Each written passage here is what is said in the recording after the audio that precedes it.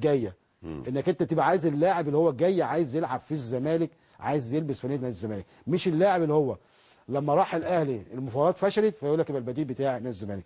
فالخلاصه او الشاهد ان احمد حسن ممكن يصل الى اتفاق مع النادي الاهلي ويبقى، وممكن هو يحسبها صح انك تختم في النادي الاهلي ومعاك بطولات ومفيش داعي ان انا اعرض تاريخي لاي هزه ممكن.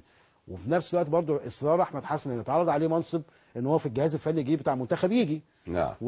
فهو حاسس ان هو لسه عايز يلعب تاني، فممكن يبقى وجهته نادي الزمالك. خاصه ان احنا قرينا او سمعت الصحات من الكابتن ابراهيم حسن ان احمد حسن موجود في حسابات الجهاز الفني، وهو قعدوا معاه بالفعل كابتن ابراهيم حسن والدكتور اشرف صبحي، لكن لم يتم اي توقيعات رسميه. لا مفيش اي توقيعات خالص. ولكن يمكن يا استاذ محمود فيما يتعلق بسيد معوض تحديدا، هل ترى ان اللاعب اشرف اللي لعب النهارده باك شمال هو بديله الكفء؟ في ايمن اشرف، في ايمن اشرف، في حسين السيد كمان. السيد ما شفناهوش، لا اللعب ده لكن ايمن اشرف. ويقال ان هناك اتصالات قويه جدا باحمد شديد قناوي واحمد سمير فرج. في احمد شديد قناوي واحمد سمير فرج، بس احمد سمير فرج لسه له سنه في الاسماعيلي. العقد بتاعه سنه في صفقه تبادليه. انا يعني قبل ما اتكلم عن سيد معوض هتكلم عن برضو احمد حسن. احمد حسن في دماغه هدف اساسي 100%، وهو ان يحصل على لقب عميد لاعبي العالم، ياخده من محمد الدعية كابتن السعوديه. ايوه. فاضل له اظن 3 مباريات تقريبا او 4 مباريات دوليه ويبقى اللاعب عميد لاعبي العالم. وده ممكن لقب لو وصل له يعيش احمد حسن العمر، هيفضل عليه مثلا لمده 20 سنه على ما يجي واحد يحطم الرقم. صح. وقد يبقى العمر فعلا عليه. ده اللي في دماغه وقريب منه. هو يرى، هو طبعا لو سئلت ايهما تختار هختار الاهلي 100%، مش عايزه كلام. قد يضغط مجلس اداره النادي الاهلي على مانويل جوزيه ليقيد احمد حسن، سواء ايده سنه او سنتين. المجلس والجمهور يضغطوا على مانويل جوزيه ليقيده، ماشي. وزي ما قال الاستاذ سيف، هأيدك بس مش هلاعبك. مش هم الجمهور الاهلي والاداره عايزينك تتعين، حاضر ايده احمد بس مش هلعبك. لا بس ولا يستطيع واحد. بس احمد حسن هنا هيرفض. خلي بالك كمان قايمه 25 يعني مش مستحمله. يعني احمد حسن تاني من ضمن الحاجات اللي بيعلنها عدد من نسبه مباريات. لا مش حاجات نسبة، ان انا النهارده بدور على الفريق اللي يكون ليا دور فيه. يعني لو الاهلي هيجدد لاحمد حسن ويفضل على دكه الاحتياطي يلعب 25 و30، ده احمد حسن مش عايزه. يعني احمد حسن عايز يروح فرقه يحس ان هو فيها من مش هقول ايه رقم واحد، ولكن على الاقل من الفئه الاولى، الفئه اللي بيعتمد عليها المدرب بشكل اساسي. ما انا هوصل بقى للي انا عايز اوصل له بقى. ان ممكن اضغط عليه على مانويل جوزيه فايده، ويشركوا ربع ساعه، يشركوا شوط، ما يشركوش، ماشي. بنتفق سوا ان احمد حسن عاوز يلعب لكي يعود الى المنتخب، لكي يحطم الرقم القياسي. يبقى اذا هنا في نقطتين متعارضتين. نعم. اذا ضغط عليه وقيد في الاهلي واشركوا او لم يشركوا مانويل جوزيه، المدير الفني الجديد للمنتخب هيلاقيه ما بيلعبش، مش هياخده. احمد حسن هدفه ان يحطم رقم محمد الدعية. صح. فعاوز يلعب في نادي يتيح له ان يشترك ويظهر كفاءته، وهو حقيقة عنده اصرار هايل وعزيمة هايلة جدا. ما تحسش ابدا بسنه، بحيث ان يعود للمنتخب مرة تانية من اجل ان يحطم الرقم القياسي. فقد يرى هذا في المنافس التقليدي للاهلي وهو نادي الزمالك. اوكي. يعني هو بالنار اذا بس لازم يكون بيلعب عشان ما انا بقول لحضرتك برضه. ما هو مش هيلعب. هو لو راح الزمالك هيلعب ستاندنج، هيتحط نمره 1 ويحطوا جنبيه 10 في الزمالك. اما اذا كان جوزيه حطه في دماغه وهيلعبوا شويه ما يلعبوش شويه، فدي يمكن اللي تخليه يبقى متردد. وبعد بكره يوم السبت مش بعيد هيتحدد موقفه.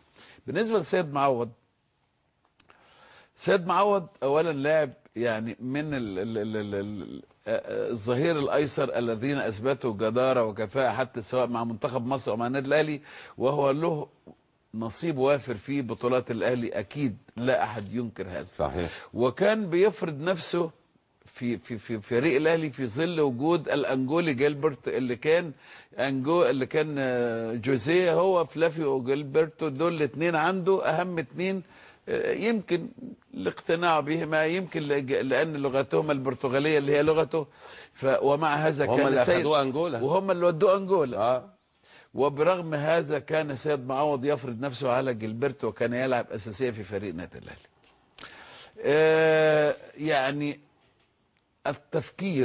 التفكير هو بيبص لها سنا. هو النهارده عنده ابو تريكه يعني اكتر من 10 لعيبه من لاعبي النادي الاهلي تخطوا سن ال30 مؤكد. وجوزيه يعتمد على الخبرات اكثر من الشباب. عندما جاء حسام البدري دفع ب7 8 لاعبين من الصغار وثبتوا اقدامهم.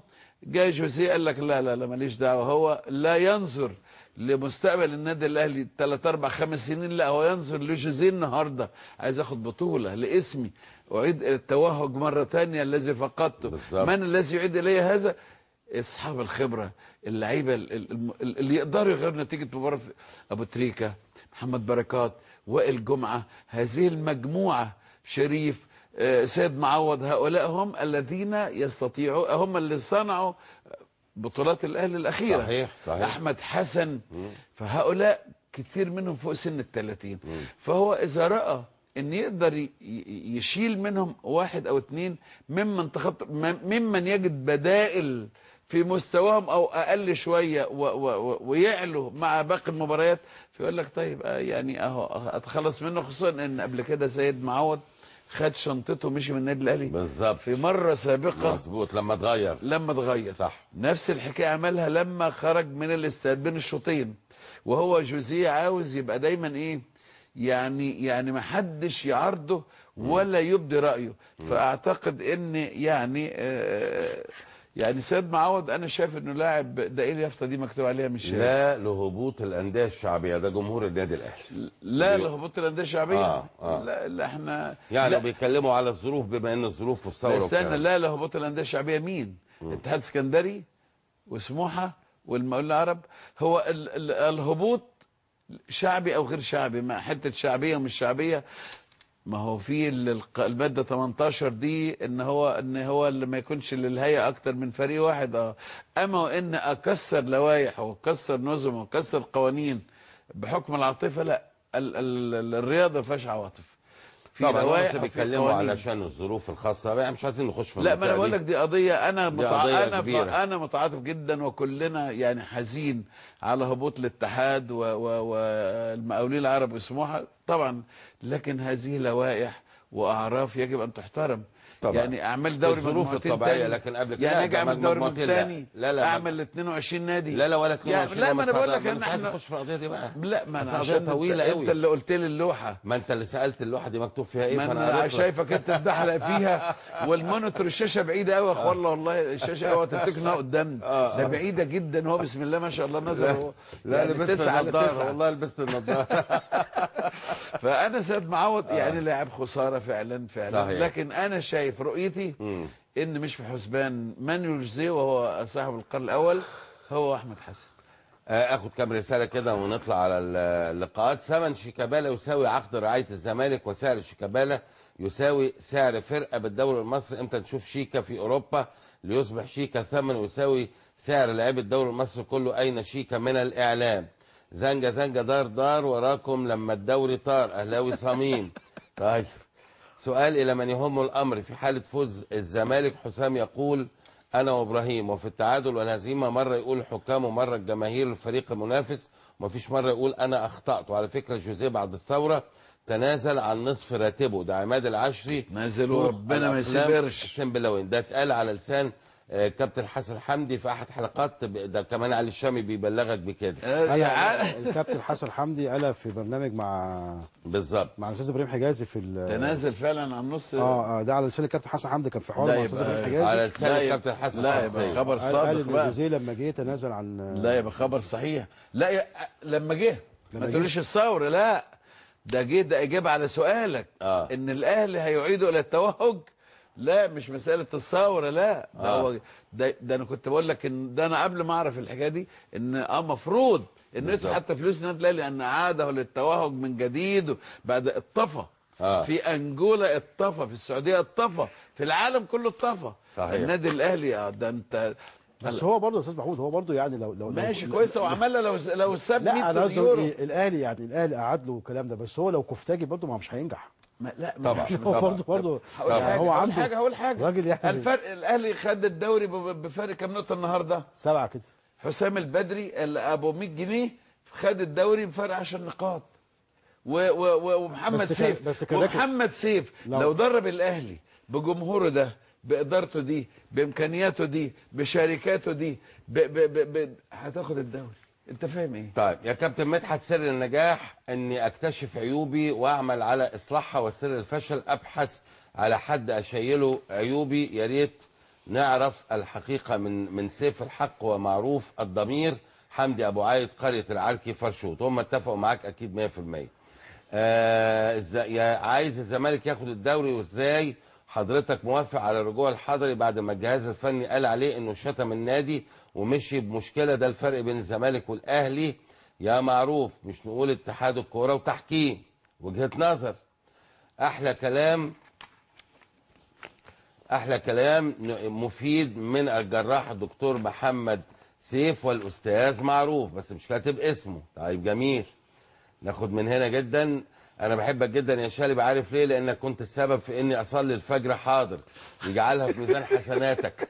ده مش هو لوحده، ده انت خليت حوالي 120 مليون في العالم العربي يصلوا الفجر. ده محمود من اسكندريه.